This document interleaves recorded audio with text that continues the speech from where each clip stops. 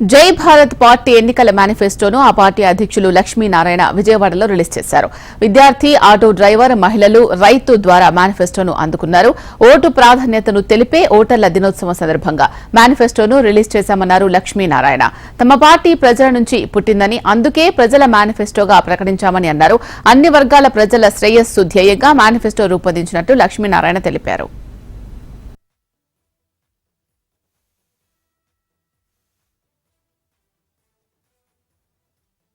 ప్రజల్లోంచి వచ్చిన మేనిఫెస్టో. ప్రజల నుంచి అనేక విషయాలు సేకరించి వీటన్నిటినీ పొందుపరిచి, అందుకనే దీన్ని జై భారత్ నేషనల్ పార్టీ మేనిఫెస్టో కన్నా పీపుల్స్ మేనిఫెస్టో, ప్రజల మేనిఫెస్టో అని దీనికి పేరు పెట్టడం జరిగింది.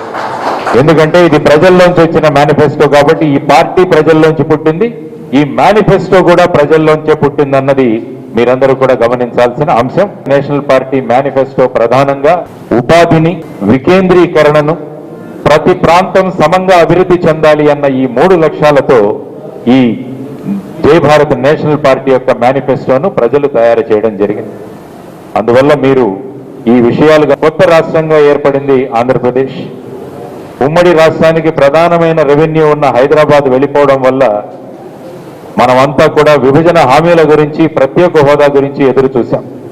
అందుకనే ఈ మేనిఫెస్టోలో మొదటి అంశం మేము రాసింది ప్రత్యేక హోదా ఆంధ్రప్రదేశ్ హక్కు, విభజన హామీల సాధనే మా ధ్యేయం.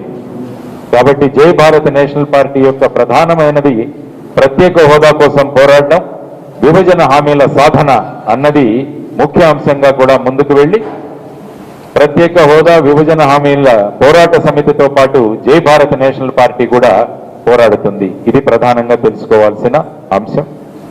ఈ రాష్ట్రం ఎంతో వనరులతోనూ, బ్రహ్మాండమైన తీర ప్రాంతంతోనూ, తరువాత గొప్పగా ఆలోచించే వ్యక్తులతోనూ నిండిపోయిన రాష్ట్రం మన ఆంధ్రప్రదేశ్.